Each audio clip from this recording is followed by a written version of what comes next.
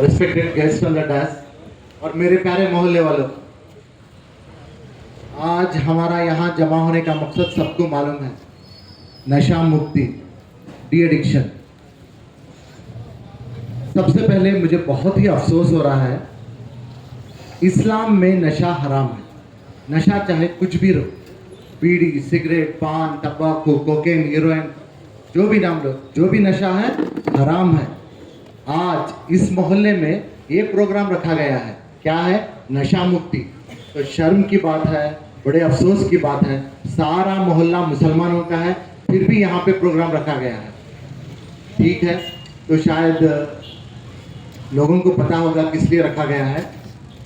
मैं आज इस छोटी सी तकरीर, ज़्यादा टाइम नहीं लूँगा, सिर्फ आपका 10 मिनट लूँगा। 10 मिनट के अंदर नशा क्या है, उससे होने वाले नुकसान, उससे कैसे बचा जा सकता है, थोड़ी सी तकरीर में बता दूंगा मैं आपको। फूलों के बाग को कब्रिस्तान मत करना, फूलों के बाग को कब्रिस्तान मत करना, माँ बाप की उम्मीदों को नाकाम मत करना, डरना उस जहर से, डरना उस जहर से जिसे नशा कहते हैं, खुद को नुकसान करके दूसरों पे इल्जाम मत करना। हमारे दिमाग में एक छोटा सा केमिकल रहता है जिसे डोपामाइन कहते हैं। क्या बोलते हैं? डोपामाइन। उसी की वजह से इंसान हमेशा खुश रहना, हमेशा चहकते रहना, बातचीत करना, तो इसका दारोमदार सभी उसी केमिकल पर है।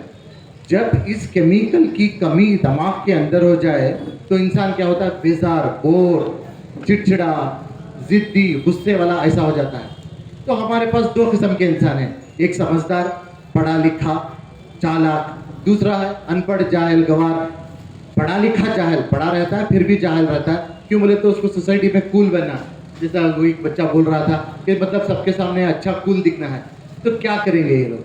जब भी बेजार होगा तो एक पढ़ा लिखा इंसान क्या करेगा? बोर होगा, उसे बहुत बेजार है, अच्छा खा लेगा, एक गाना सुनेगा, एक मूवी देखेगा, या फिर फ्रेंड्स के साथ बाहर घूमने चलाया जाएगा। वही एक जाहिल, अनपढ़ क्या करेगा? वो बेजार जब होगा तो क्या करेगा? बीड़ी, सिगरेट, शराब, इसकी आदत डाल लेगा। तो याद रखिए, इन चीज़ों से भी वो केमिकल दिमाग में आता है, डोपामाइन, और उन चीज़ों से भी, अच्छा खाना, वर्जिश करना, उससे भी आता है।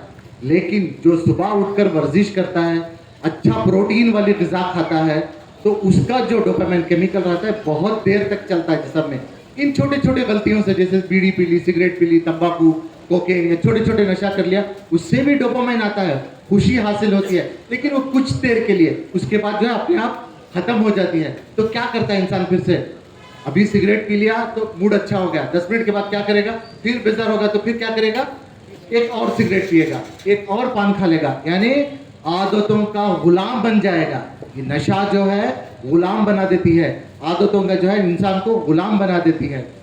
तो सिंपल से दो मिसालें हैं, तो किस तरह से ज़िंदगी बर्बाद करती है। ये तो नशा हुआ, नशे के बारे में बोल दिया क्या है, किस तरह से ज़िंदगी बर्बाद करती है। एक इंसान है, जलील है, नशेड़ी है, शराबी है, उसकी बीवी की आंखों में बेबसी है, बच्चे डरे हुए दहशत में हैं, माँ बाप शर्मिंदा है, लेकिन उसको कुछ फर्क नहीं पड़ता। उसे सिर्फ और सिर्फ क्या टेंशन रहता है? शाम को मेरा नशे का जुगाड़ कैसे हो, किस तरह मैं शाम को शराब हासिल कर लूँ। सिर्फ सुबह से शाम तक इसी टेंशन में रहता है। क्या करता है शाम में? वो चोरी भी करता है, डाका भी डालता है, किसी को नुकसान भी पहुँचाता है।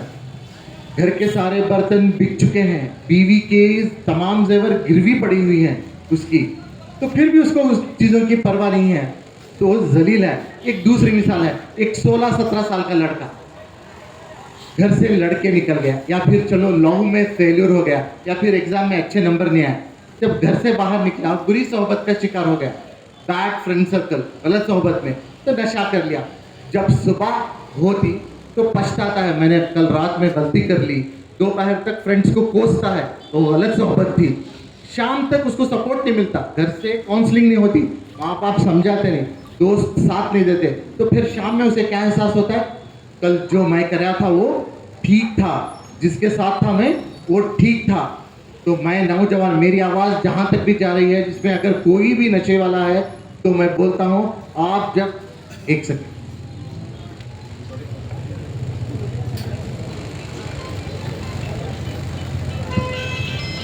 मेरी आवाज़ जहाँ तक भी जा रही है, आप में से अगर कोई भी नशा कर रहा है तो जब आप होश में रहें तब फैसला करें, तब कसम खाएं।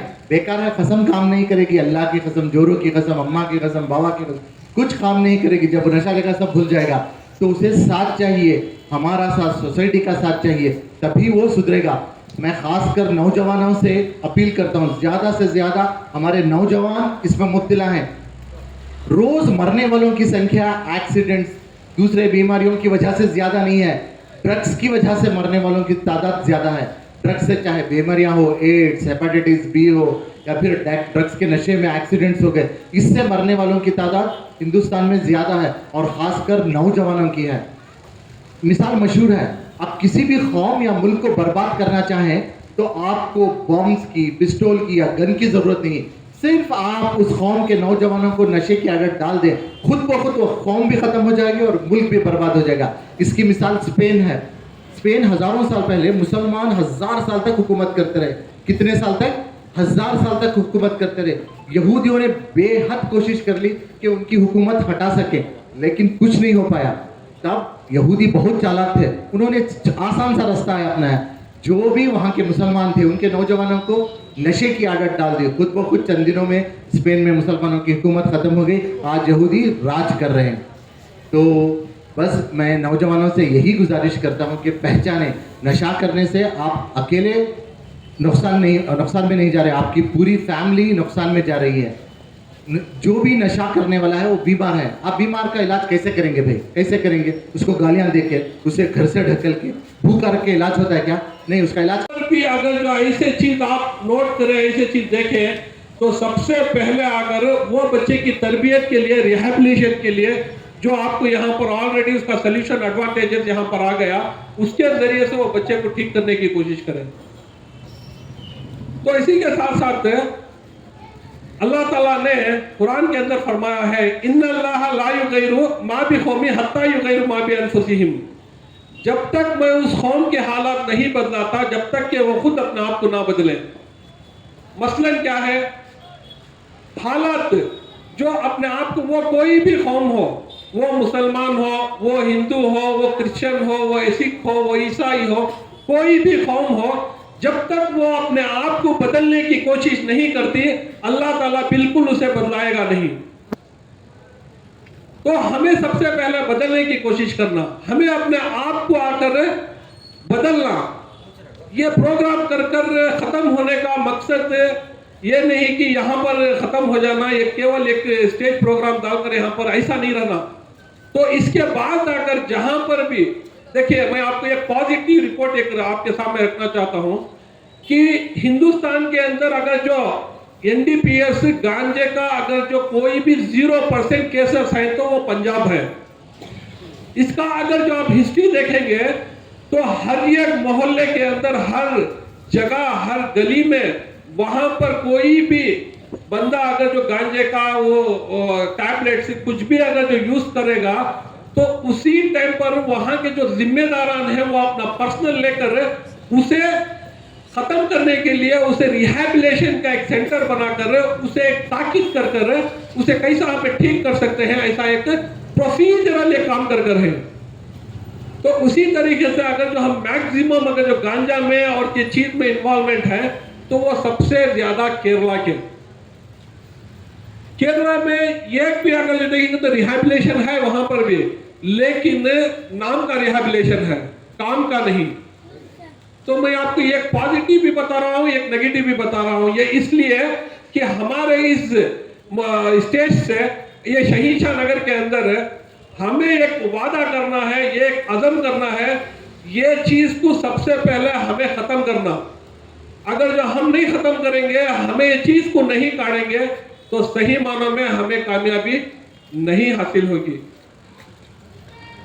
और मैं ये जो जितने भी लोग यहाँ पर जमा हुए हैं, मैं उनका शुक्रिया अदा करते हुए, और यहाँ पर जो सर्कल इंस्पेक्टर सार यहाँ पर मौजूद है, उनका भी मैं शुक्रिया अदा करते हुए मेरी जगह को मैं लेता हूँ। अस्सलामु अलैकुम रहमतुल्लाह। एक चीज़ मैं आप लोगों के सामने बोलकर मेरी बात को आगे ले जाऊँगा। सबसे पहले जो चीज़ डॉक्टर शफी सर अभी बोले सलाहुद्दीन अय्यूब रज़ियल्लाहु अन्हु का एक बात है, जो भी कौम को अगर जो जंग में जीत हासिल करना है तो उस कौम को बिना हथियार के वो जीत हासिल कर सकता है जब कि वो उस कौम को नशा में मुब्तला कर दे। मसलन जीत जंग की जरूरत ही नहीं, जहां पर अगर जो कोई भी कौम को वहां उस जंग में जीतना है तो उस जगह पर नशे की चीज अगर जो हम मुब्तला कर दें तो ऑटोमेटिक वो जंग हमें हार जाती कर। तो इसका क्या है मतलब, जहां पर भी देखो, खासकर इस कोलार शहर के अंदर और इंडिया के एक सेंसस रिपोर्ट के अंदर, मैं चंद चीजें आपके सामने मैं रखना चाहता हूं। एक पूरे हिंदुस्तान के अंदर 2019 में हम देखेंगे तो एक रिपोर्ट है, खासकर ये जो एनडीपीएस गांजा के केसेस में मोर देन 1,11,940 केसेस दर्ज होकर पूरे हिंदुस्तान का सराउंडिंग बोर्ड सेंसस है। उसके अंदर कर्नाटका के अगर जो हम देखेंगे तो केवल कर्नाटका के तकरीबन एक 75,000 केसेस आकर दर्ज होकर है। और ऐसा चलकर जो कोलार के अंदर देखेंगे तो मोर देन 622 केसेस खासकर गांजा के अभी यहां पर अगर जो हम देखेंगे तो फिक्स होकर है। तो उसके अंदर पूरे इंडिया के अंदर अगर जो रिपोर्ट अगर जो देखेंगे सारे लोगों की, उसमें 36% गांजा के नशे में लोग मुब्तला हैं। इसी तरीके से कोलार के अंदर भी अगर जो हम रिपोर्ट देखेंगे तो मोर देन 25% केसेस गांजा के केस में मुब्तला हैं। तो मैं आप लोगों को क्यों इसलिए ये बता रहा हूं कि अभी रिसेंट हाल ही में मैं बैंगलोर में अभी आज एक केस था जो इसका एक बेल हुआ, उस बेल का एक छुट्टी फर्निश करना था।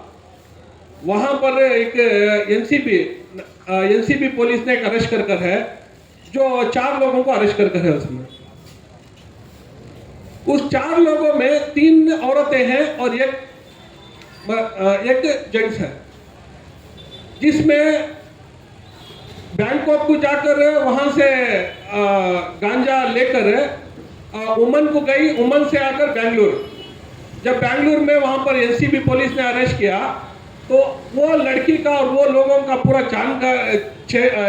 जानकारी करे तो